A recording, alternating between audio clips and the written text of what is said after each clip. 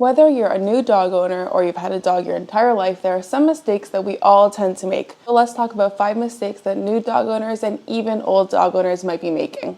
Dog lovers paradise, Mochis tales. Hey guys, welcome back to Mochi's channel. Today I want to talk about 5 mistakes that a lot of new dog owners or even old dog owners might be making. This is not meant to be like a judgmental thing. I've definitely made some of these mistakes myself. I just want to help out anyone that also might be making the same mistakes. The first mistake, and this is one that I have made too with Mochi, is confusing what socialization really is with just socializing in the aspect that us humans think about it. So what I mean by that is when humans talk about socializing, you think about going to parties and talking to everyone. So when I was thinking about socializing Mochi, that's kind of the route I took, and the route that I see everyone else making as well, is like going to the dog park, playing with dogs at various places. And that's definitely a part of socialization, is introducing your dog to different dogs. But there is such a thing as like overexposing your dog and also doing it in an uncontrolled way. So what socialization for dogs really is less so saying hi to everyone and every dog. It's more so exposing them to their environment in a very neutral way, in a calm way, and teaching them to have a neutral reaction towards everything. So how you can socialize your dog is, for example, taking them outside of a dog park and rewarding them when they're sitting and calm. Another form of socialization could be taking them to a store. This is a really good one, a store that lets dogs come in, and just kind of training them there to be calm. So socialization, again, is not the same sense of the word as it is for humans in terms of like interacting with people and dogs. It's more of teaching a neutral reaction towards different things. Another mistake I see a lot of new dog owners and even old dog owners making, and this is my biggest thing or biggest advice, I guess, is letting your dog go off leash before they're ready. At least in my neighborhood, I see so many dogs that are off leash every single day, and then when their dog or when their owner says come, they don't come.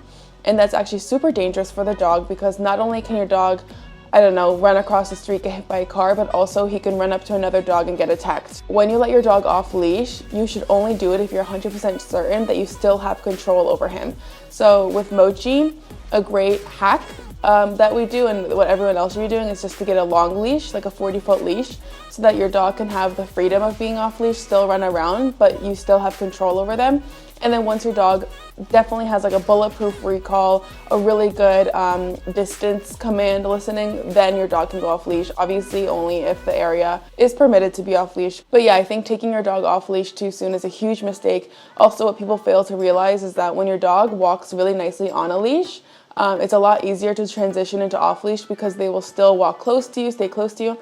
But when you let your dog off leash when they're a puppy and that's all they know, it's going to be a lot harder to train them to even walk on a leash, but let alone walk closer to you when they're off leash or listen to you off leash. The fourth mistake I see a lot of dog owners making, this is not just new ones, is not brushing your dog's teeth. Now, this is definitely something annoying, like I totally get it.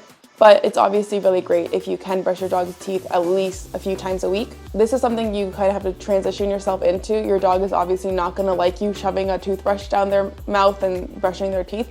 So you want to definitely slowly get into it, but definitely start as early as possible so that it's easier for you along the road to keep brushing their teeth. The last mistake I see a lot of dog owners making is not learning dog body language, at least the basics. So I'm not like a canine behavioralist specialist either, but it's really important to know the obvious signs of when your dog might be stressed or about to attack another dog or about to, lunge or all that kind of stuff, really basic stuff. So if everyone could just learn the super basic signs of like canine communication, we could prevent a lot of mini little dog fights here and there, and also just advocate for our dog. If your dog clearly looks uncomfortable in a situation, you definitely want to advocate for them and take them out of that situation. So just a few examples, if your dog's tail is raised and stiff and his whole body is stiff, it usually means they're super uncomfortable and about to either escalate to like aggression or maybe back away, but either way your dog is uncomfortable, you want to take them out of that situation.